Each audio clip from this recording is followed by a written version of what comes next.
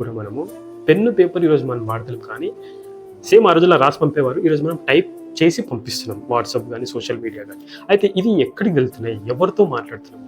ఈరోజు మనము టైం పాస్లో చేస్తే వచ్చే సంతోషము పరిపూర్ణం అవుతుంది చూసారా, దాని నిమిత్తం మనం అన్యులతో చాట్ చేసి మనము మెసేజెస్ పంపుతున్నాం, అటు నుంచి రిప్లైలు వస్తేనే మనం పంపిస్తున్నాం. కానీ విశ్వాసి ఏ విధంగా ఇక్కడ చేయాలి? విశ్వాసి అట్లీస్ట్ కలుసుకోలేకపోయినా కానీ తోటి విశ్వాసితో మెసేజ్ చేసుకొని, లేకపోతే మళ్ళీ వాళ్ళు రిప్లై ఇచ్చినప్పుడు అది చూసినప్పుడు స్పందించాల్సింది పోయి మనము మన సమయము మరి ఎక్కడ గడుపుతున్నామో మనం ఆలోచించుకోవాలి.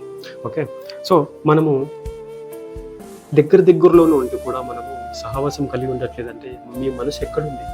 యోహాన్ గారు ఏం మాట్లాడుతున్నారు, మనం ఏం మాట్లాడుతున్నాం?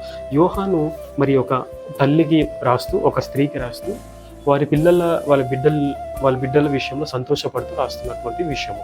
లేదా ఇంకో కోణంలో చూస్తే సంఘాన్ని ఒక స్త్రీతో పోల్చి, ఒక తల్లితో పోల్చి, బిలీవర్స్ అందులో ఉన్నటువంటి విశ్వాసాన్ని వారి తల్లి యొక్క బిడ్డలుగా వారిని పోలుస్తూ మాట్లాడుతున్నటువంటి విషయాలు అక్కడ.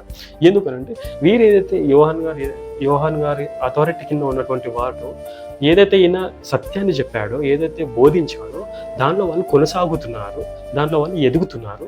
సో అందుకే అని అంటాడు, మీ పిల్లలు సత్యం అనుసరించి నడుచుట చూచినప్పుడు నేను సంతోషిస్తున్నాను, ఈ సంతోషము పరిపూర్ణమవునట్లు మనం కలుసుకొని ఫెలోషిప్ ఉండి మాట్లాడదాము అని అంటున్నాడు. ఫెలోషిప్ అనేది ఎంత ఇంపార్టెంట్ అనేది మనకు అర్థం అవ్వట్లేదు. దేవుడు ఇచ్చినటువంటి రక్షణ ఆనందంను బట్టి, దేవుడు తనతో మనల్ని సమాధానపరుచుకున్న దాన్ని బట్టి మనం ఆనందించి, ఈ ఆనందము పరిపూర్ణమవునట్లు, ఈ ఆనందం ఇతరులతో షేర్ చేసుకోవడానికి మనము సహవాసం కలిగి ఉండాల్సింది పోయి, ఈ సహవాసానికి మనకు మనసు లేదు, కానీ మిగతా విషయాలకు మనసు ఉంది.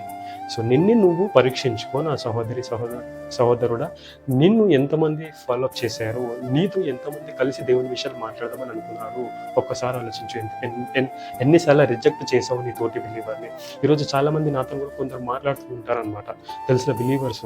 నేను ఆశతో ఫోన్ ఎత్తి మాట్లాడతాను, ఏదైనా దేవుని విషయాలు మాట్లాడతారేమో, లేకపోతే ప్రార్థన విషయాలు కానీ, లేకపోతే ఇంకేదైనా వాక్య ధ్యానం విషయం కానీ. మోస్ట్ ఆఫ్ ద పీపుల్ మాట్లాడుతున్నారు, కానీ కొందరు ఉంటారు వారి విషయంలో కూడా సంతోషపడతారు. కానీ మాట్లాడుతున్నప్పుడు జనరల్ టాపిక్స్, లోక సంబంధమైన విషయాలే, లేకపోతే ఇంకో కొలీగ్స్ ఉంటారు, పాత కొలీగ్స్, వాళ్ళు అప్పట్లో అదేమైంది, ఇప్పుడు అక్కడ ఎవరు ఉన్నారు, ఇవన్నీ అనవసరమైనవి మాట్లాడుకోవడానికి ఇంకో వేరే వాళ్ళు లోకస్తులు కూడా ఉన్నారండి. ఇది కాదండి మనం మాట్లాడుకోవడానికి సహవాసం ఉండేది.